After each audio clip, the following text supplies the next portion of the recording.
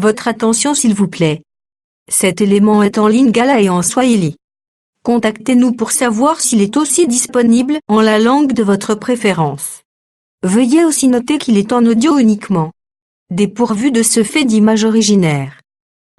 Christ Equality Foundation et le prophète Medar Kiala, ensemble vous présentent ce vidéo.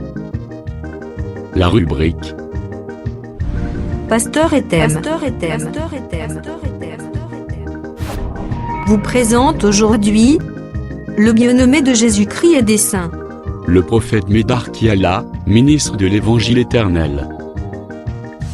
Tous les enseignements du prophète Medar Kiala sont disponibles sur christequality.com/medarkiala.html. Bonne édification au nom de notre commun Seigneur et Dieu Jésus-Christ. Amen. Le pouvoir de fermer les ciels. Parce que ma doctrine mususu batanga ango mabe. Madini nyingine inisomaka mubaya. Bango mibale baza lokola Moïse. Bote wina anakuwa kama Musa. Bango mibale baza lokola Eli. Na bote wina anakuwa kama Elia. Ceux qui balobi je vous enverrai le prophète Eli. On voit Moïse et Eli nagata Eli. Wakati wasanta mitumia nabii Elia, bero na ndana Elia, Musa na Elia. Parce que balobi ils ont le pouvoir. Beko na mamlaka. Tanga ngona. Apocalypse chapitre 11 à partir du verset 6. Oh, nous sommes toujours reliango avec Esdras 5. Yo tunaambatanisha na Esdras sura ya 5. Una zamba tombolaki Agé na Zakaria. Ule Mungu alinua Agaye na Zakaria. Deux prophètes. Banabii bawili. Baza le terme sur balobaka na Bible sale maté des prophètes baté en même maté ezali bekritere zebele. Bana sema mu Bible na l'ère Agé. Ezebele. Après banabii bawili prophète wakati makubwa Agé na Zakaria. Ezekina ba place mususu prophète azana Samarie, musu azakuna na Jerusalem na Judée. Kufasi nyine iyo na Israël. Baza ozana baboka nabii eko ku Yerusalema munyine kule Judea. Mais total sagande prophète et alliance azalaka moko pona temps. Tunaonesha kwa alaka nabii wa alaka moja wewe kwa na agana alani moja. Ndenge Jean chapitre 1 verset 17 le dit que la loi a été donnée par Moïse. Vile Yohana sura ya kwanza mstari ya 17 nasemaka sheria ililetwa na Musa. Et la grâce et la vérité sont finies par Jésus. Na neema na ukweli ilikuwa na Kristo. Mais na kati na bango ezana ebele. Ndani mwabo mnakuya ba mingi. C'est ça la Bible. Ndio Biblia. Amen. Amen. Le verset 6, nous lisons au nom du Seigneur Jésus-Christ. Il y a Apocalypse 11. Ils ont le pouvoir de fermer le ciel. Ils ont. Afin qu'il ne tombe point de pluie pendant les jours de leur prophétie. Donc, baza comme Eli. Balakwa kama Elia. Ils ont. Ça va? Continuez. Ils ont le pouvoir de changer les eaux en sang. Wana Moïse. Bango ne balé aussi. Comment la bango Moïse? Parce que batanga ango mabe. Bonte soa mbaya. De frapper la terre de toute espèce de plaies chaque fois qu'ils le voudront. Quand ils auront achevé leur témoignage, la bête qui monte de l'abîme leur fera la guerre et les vaincra et les tuera. Continuité par la grâce de Dieu. Donc c'est que tous ceux qui ne comprendre que Zamba choisira toujours parmi des frères des frères. Mungu anachakulaka hata wa ndugu. Oh na yoka mtu mwa zote alibi no. Unasha mtu na bila sapana. Ifo yake lokola Eli akiendaka likolo. Inabidi wasa vile Eli arenda mbinguni. Zambe façon kisa yako kufa lisusu. Inabidi Mungu amrudishe tena akufe tena. Yango moni en tout cas des prophètes ba na Apocalypse 11. Yule wale wanabii watakuwa mfuno sura yake kuna moja. Eza Moïse na Eli te fwe zalande Enoch na Eli pasi bangonde bakendaki. Aina Musa na Eli inabidi kwa Enoki na Eli. Wote walendaka bakufaki kwa kuonekana. Si Nzambe tout homme doit passer par la mort. Shaka ya Mungu inabidi mtu apite mauti. Eli atindi bango supo bakufu. Ndio anatuma Enoki na Eli bakuwa kufu Batu mususu na yokila bango mawa vraiment. Bantu ngine bashikilia buluma. Donc mutofani no kaka boelo fana no kimia. Ozo milukela yo moko enfer. Ukata kimia yo moko kaka. Ule tafutia ngena peke yako. Ni na mate ya mabe. Ule chimuria njimu na mobili mubaya.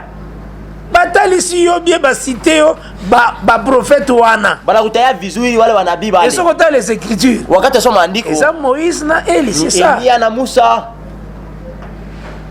Et puis Dieu choisit entre les frères des frères. Na Mungu anachukua kati ya ndugu. Donc ekozala itakuya na tawana parmi les Israélites. Kati ya Waisraelite. Le Seigneur a choisi moko akotie esprit ya Eli, esprit ya Mose. Atakula mmoja anampatia roho ya Elia, mwingine anampatia roho ya Musa. Ozola na malam. Amen. C'est ce que Dieu fera. Dieu Mungu atafanya. Ezateke Moïse akozonga lisusu. Sasa Musa atarudi tena. Na Eli akozonga supo ya kote ya bango teza ndenge wana tena. Na Musa atarudia akoba ubira itakuwa vile hapana. Je pense que vous comprenez malam. Amen. Donc là tu reliant avec Esdras 5 et tunambatisha na Esdras sura ya 5 Apocalypse 11 na Ufunuo sura yake ya 11. Et puis ceux qui na lobby que na wakati anasema promesse ya kotonga temple zate ata oyoki oh Jérusalem a déclaré capitale. Jenga hekalu ya tatu haina hako. Deja bazolinga ba mema Yerusalem banasema inakuwa hiyo inakuwa capitale.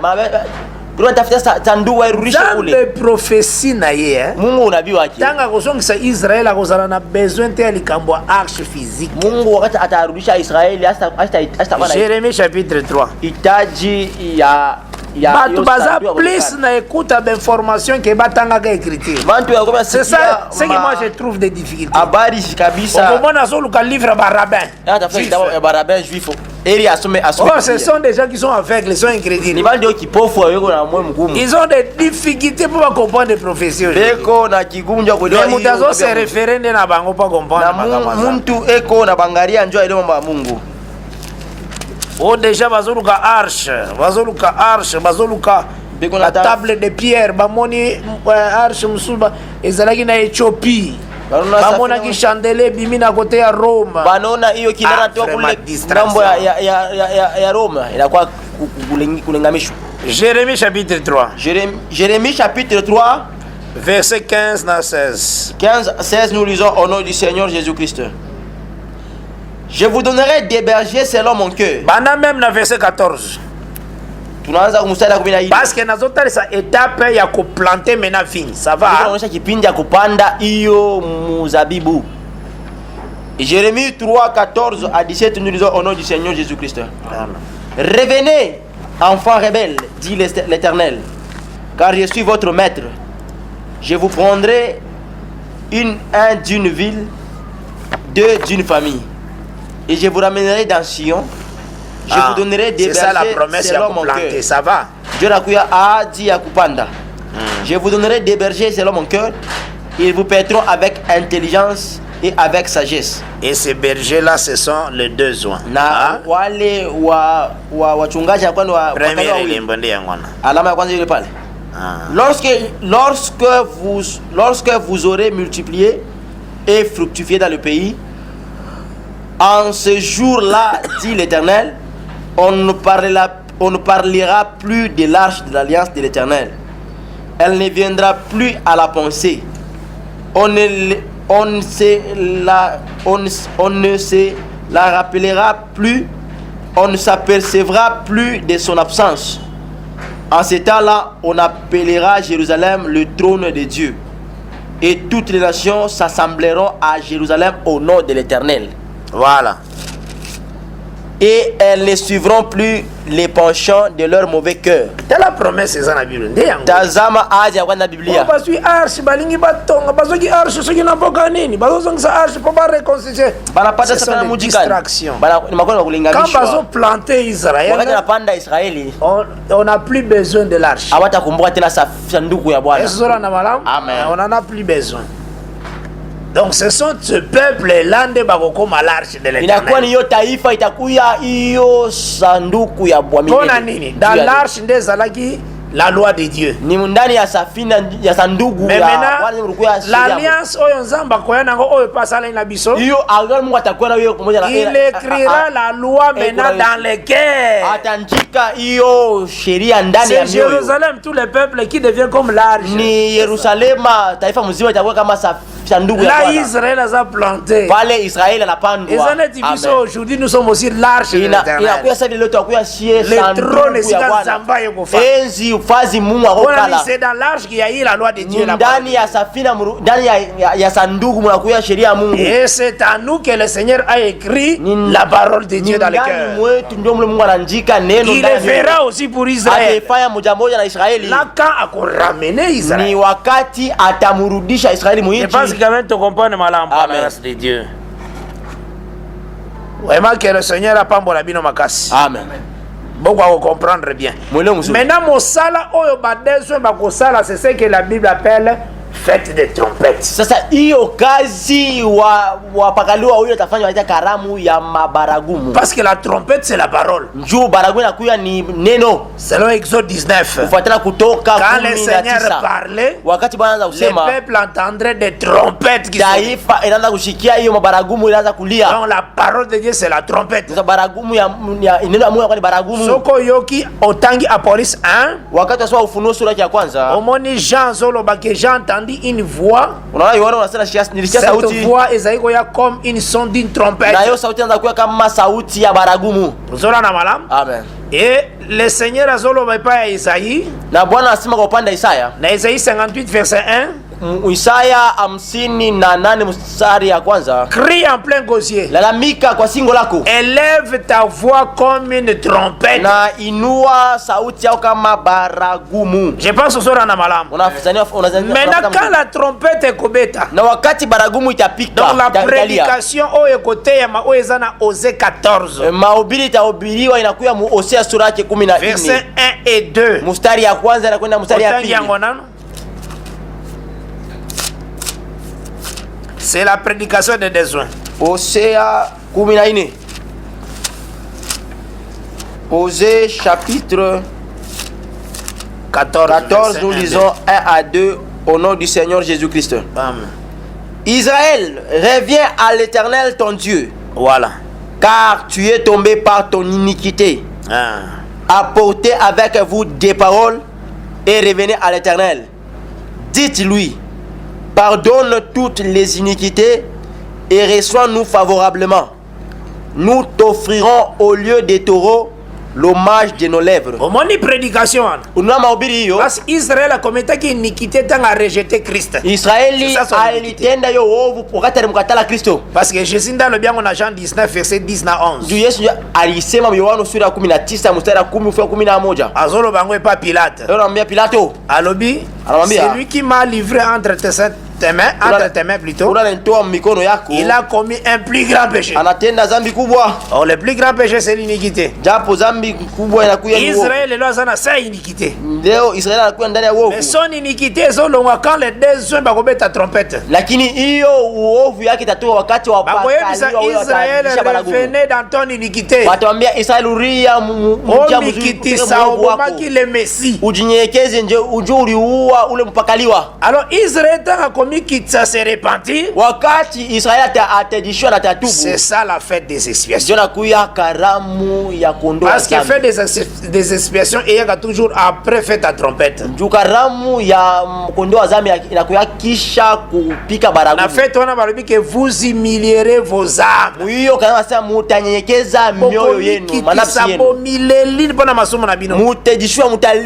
Trompette ekobeta déjà. C'est ça le signe oyo nzamba yebisa ki Pierre. Avant que le coq chante 3 fois. Non, avant que le coq chante 2 fois. Tu me renieras 3 fois. Pierre a dans 2 parties, il faut faire très attention. na Bible. Amen.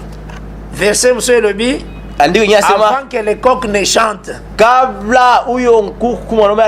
me renieras 3 fois. Il a des versets. Amen. Verset monsieur le bique, avant que le coq chante 2 fois, tu me renieras 3 fois. Tout le temps va verset. Amen. Faut savoir lecteur des Écritures. Faut qu'on ait l'écriture minutieusement. Matthieu 26.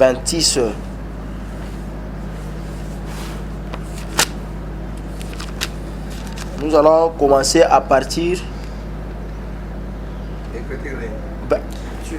Matthieu 26 à partir du verset 20.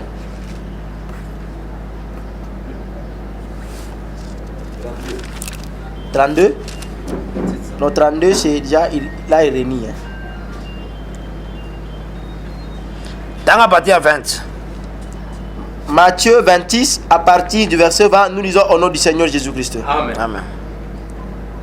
Le soir étant venu, il s'est mis à table avec les 12. Pendant qu'il mangeait il dit, je vous l'ai dit en vérité, l'un de vous me livrera. Ils furent profondément attristés et chacun s'est mis à lui dire, est-ce moi, Seigneur? Il répondit, c'est lui qui a mis avec moi la main dans le plat. Donc, il est dans verset 30. C'est dans 34. Après avoir chanté les cantiques et se rendirent à la montagne des Oliviers, alors Jésus leur dit, je serai pour vous tous, cette nuit une occasion de chute, car il est écrit, je frapperai le berger et les brebis du troupeau seront dispersées. Mais après que je serai ressuscité, je vous précéderai en Galilée.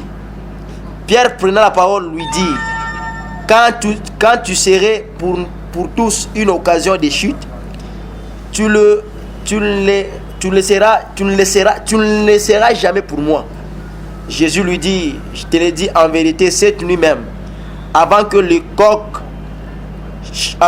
coq chante, tu me régneras 3 fois. Oui, avant que le coq chante, tu me régneras 3 fois. Voilà, Marc 14. Maintenant, Marc. Marc 14. Oui. À partir du verset 26.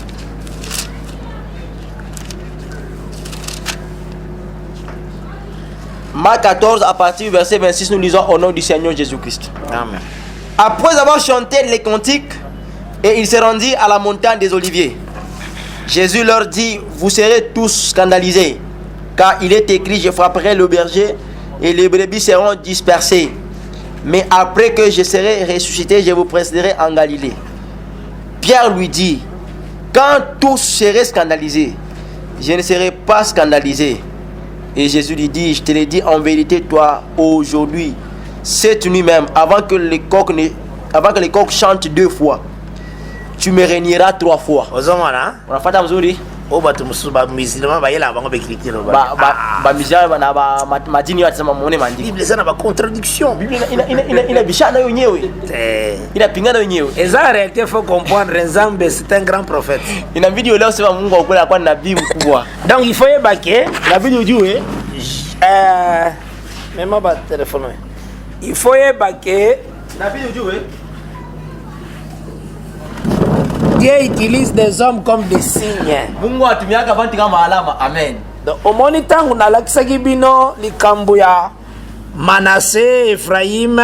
Una wakati walielezea mambo ya Manase na Efraim. Omoni tangu bazouta Egypte ya désert. Una wakati watu wa Misri wafika kule jangwani. Alors, il y a eu 3 enfants d'Israël. Kulikuwa watoto 3 wa makabila ya Israeli. Basengaki territoire. Barelomba hiyo udongo. Et pas Moïse na nombre 32. Kwa Musa mu Hesabu 32. Côté à Orient. Kungambo ya mashariki. Orient ya Jourdain. Mashariki ya Yordani. Ozomo na madame. Ana mzuri. Donc bien côté lever soleil. Kungambo kule ya asubuhi.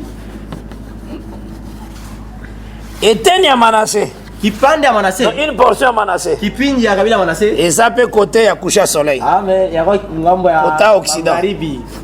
Kule yua la. Ozona na madame. Amen. Maintenant côté coucher soleil ndeza héritage namba pesa ki Abraham. Sasa huku ku magharibi njoo kuna kuya udongo ya urithi hiyo Mungu alikaburia Ibrahim.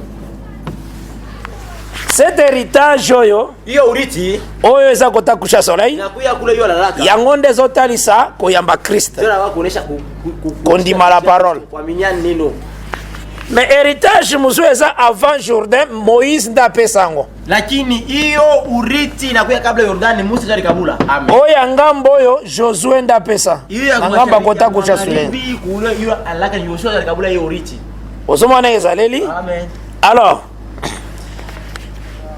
ba oyo batika laki kozwa territoire kota Moïse avant traverser. Bale balipokea hiyo udongo kungambo ya Musa kabla Moïse azaka signe ya manque ya foi, signe aussi ya manque à foi. Na sens à la loi. Ya kukosa imani.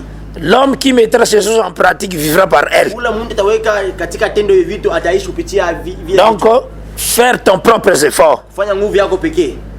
Osona na malam. Amen. Donc, et tel c'est aussi que les gens qui restent dans l'incrédulité. Yango moni Romains 11 verset 25. Une partie d'Israël est tombée dans l'endurcissement. Une partie. Cela veut dire une autre partie est croire. Partie est croire et ça éteigne Manassé oyoyo et qui est couché. Donc ils ont dit Pierre, Jean, Jacques, Thaddée, église à Jérusalem, baza parti à Manassé oyoyo et qui kota coucher soleil. Mais parti à Manassé musu etikali avant traverser Jourdain.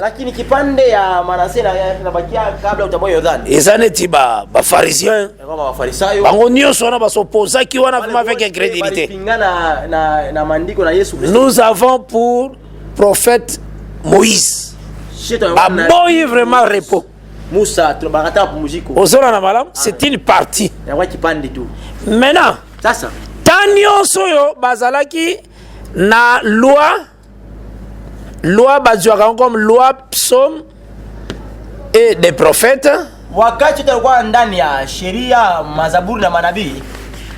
La loi, les psaumes et les prophètes, ils en étaient 3 fois. Loi, les psaumes et les prophètes, ils ont côté à lever à soleil. Ça va. Donc côté à avant de traverser les Jourdains.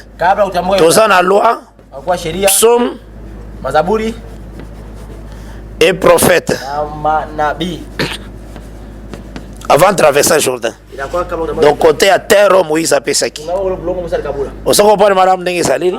Maintenant, les 3 fois le Seigneur a dit à Pierre. Avant que Ogowanga nanga 3 fois. Ezatanios oyo bazo koka kobikela la loi ndenge zate. Bazo wala kobikela les psaumes te pe les prophètes bien te. Bazo kokate. Na sens mususu soki ondimi parole balobaka tia accepté. Tu as témoigné la vérité. Ceux qui obéissent parole, ils ont dit, tu as nié. Les termes ont utilisé. Maintenant, tant que souka ya ba prophète ezoya kokoma. Jean-Baptiste apparaître. Jean-Baptiste ndazali coq. Parce que Soso allait la capona pour annoncer que soleil ezoya ko s'élever. Azo annoncer que tongo ezoya. Mutasala ki ngwe Jean-Baptiste. Coq wana a chanté une seule fois. Et ça Jean-Baptiste. C'est ça l'esprit Élie. Tango a chanté une seule fois. Après que Renieme s'est mis 3 fois, Nde Yosalema que Jésus a l'équipe atali Pierre. Donc à mon longia Pierre après son Yakok. Damon de Jésus na Pierre ba monani. De Pierre à l'Élie. C'est ça, fête d'expiation. Maintenant, sous étape Moussou Zali, les coqs doivent chanter 2 fois. Alors, Élie a présenté Jésus-Christ 2 fois. Première fois, Balanda Jésus. C'est dans Jean chapitre 1, verset 30 à 32. Amen. Après, il a présenté 2e fois dans verset 36. Quand il y a Jean 1, les 2 disciples l'entendirent et suivi. Les 2 fois là, et ça aussi 2 chants de coq. Donc, l'héros Jean-Baptiste Ayaki, première fois, Bamususu Baboyi Kondima. Maintenant, l'ère Apocalypse 11 Koya. Et vous allez être 2e fois. Nde bakomone lungia Jésus. Nde bako se repentir. Ba 144 000 bakondime la parole. Donc basane est Pierre. Amen. Vous aurez la madame. C'est ça le mouvement de la Bible. Amen. Est-ce aussi madame? Amen. Amen. Donc c'est que C'est ça, toutes ces choses nalingaki to touchango pour faciliter. Là to sangisi fait des trompettes na fait des expiations. Wale tunaambatanisha karamu ya mabaragumu ya kondoa zambi. Fait des expiations za lolenge Israël akosimilier po alela na masumu na ye. Itakuya juu karamu ya kondoa zambi itakuwa ni Israël kosimilier pona kolela. Pona kolela na masumu na ye. Israeli nju ali aririe zambi yake. Eza lolenge oyo Nzambe azali kotelimisa encore la tente de David. Inakuya mfano vile Mungu eko na simamisha hiyo ema ya Daudi. Dans la Bible, la maison de l'Éternel est comme un peuple. Biblia nyumba ya mianga la mataifa. Maison de l'Éternel est aussi yemoko le Seigneur de gloire. Na nyumba ya mianga kwa paka yeye Bwana utukufu. Donc avant sa mort, kabla kufa kwake, maison de l'Éternel est alaki temple boye. Chumba milele kwa hekalu vya kuonekana. Maison de l'Éternel est aussi peuple d'Israël. Na chumba milele kwa taifa Israeli. Parce que Psaume 114, wakati achukua hiyo Zaburi quand Israël sortit d'Égypte, quand ce peuple s'éloigna d'un peuple barbare, Israël fit son domaine. Donc Juda fit son domaine, Israël fit son sanctuaire. Tant qu'on a verset 1-2, il y a Psaume 114, il y a une écriture. Psaume 114, à partir du verset 1er, nous lisons au nom du Seigneur Jésus-Christ. Amen. Quand Israël sortit d'Égypte, quand la maison de Jacob s'éloigna d'un peuple barbare, Juda devint son sanctuaire, Israël fut son domaine. Voilà, Moni. Unaona? Les lieux de son service, les lieux de son travail. C'est son sanctuaire. Un peuple qui était sa maison. Mais après l'œuvre de la croix, ndako ebengami Israël zaki ndako ya Nzambe epanzani.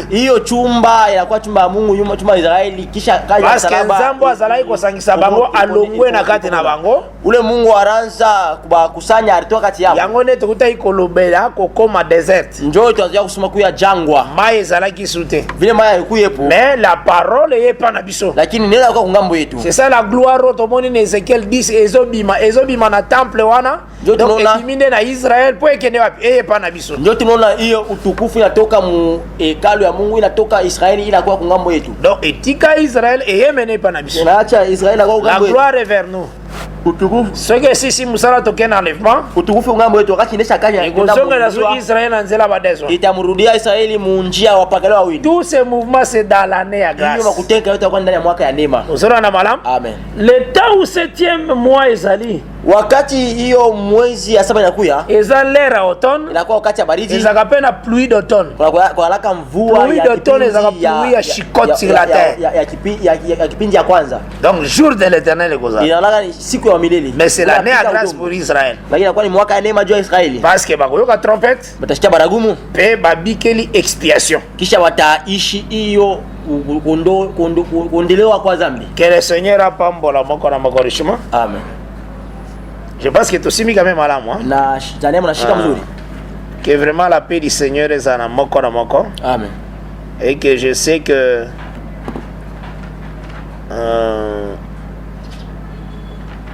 fête à tabernacle tokoyiba tolobelaki yango na 6e jour. Hiyo karamu ema tulisemezea ndani ya siku ya 6. Mais tokosongela nango par rapport enseignement au tozopesa. Tutairudia kufuatana mafunzo. Mais il faut qu'on marie yango na 6e jour aussi à création. Lakini habibu yambatanisha na siku ya 6 ya umbaji. Donc tokosongela yango pona to relier yango totalisa aussi comment avant fête à tabernacle événement nini ekosalema. Tutairudilia tuoneshe kabla karamu ya maema mambo yandapitikana pale. Je pense que tosimi quand même malin. Amen. Hein? Que le Seigneur apambola moko na moko. Apesi ba numéro na biso. Sa namba ya simu yetu. Na vite soki question ezali. Ya swali. Et je pense que totamboli très bien na kimia nyonso na ngola Nzambe. Il faut boyo kango ne mingi au faire mesure bozoyo ke koma neti nzembo. Wakati mnaishika itakuwa kama nyimbo. Et puis cette vérité aux en facilité à kopesa ngo bato mususu. Na hiyo ukweli inabidi kuwe na hiyo enfin ke balo kwa matea mabeo. Ndio ashika mabini mbaya. Namba fongola ki inane mobimba pona peuple ya banation tango enlèvement eselemi nzambe akangi ana grâce maintenant akangi ana grâce maintenant Israël akobika na nini nyonso ezala na manque à calendrier prophétique difficulté à calendrier esongo osiyonao eza po mateya wana nde bato baza nao mpe bazolobake toza na parole nde mateya baza nako nde yango wana mais tu as reçu la grâce au quoi cause au nyos et à chaque fin tu pesa ka numéro na biso po e ko koma pa bato mususu na kila mwisho letaka nyamba yetu ya simu tunaweza kuya ba ko poser pe ba question pika swali pour qu'enfin que ba ko reçoit lumière là ba bengi plus 243 82 27 69 986 plus 243 9 98 68 32 53 wana babengi frère qui a la Kimbembe Médard opposé ma question à yo et kozala malam par la grâce de Dieu toza disposé par la grâce de Dieu ko répondre na ba question nyos kimi ankolo ezala vraiment na moko amen na kati nango tokoya kokota na 3 jours dosé zamba sunga biso vraiment 3 jours dosé comme 3 prophètes Osée 6 kokenote yango lokola ba doctrine mususu bateya te 3 jours dosé neti 3000 ans wana koteya mabe makasi na ba doctrine mususu ya ba américain ya ba européen ya ba africain misusu ba Kentucky tout ça bateya mabe makasi na ba Osée 6 wana ba Rosel donc bateya mabe makasi ba Joviste ba Branamiste baza na même panier zoma na berrer makasi na ba Adventiste 3 jours dosé 3000 ans un jour comme 1000 ans c'est 3 jours veut dire 3 prophètes 3 jours qui veut dire Élie, Moïse et Jésus-Christ et tokota nango aussi et par la grâce de Dieu nasi lobby zamba kosunga biso surtout travailler que la paix du Seigneur zana moko na moko to pesi nzambe merci nzambe merci nzambe merci nzambe merci nzambe merci nzambe merci nzambe merci nzambe merci.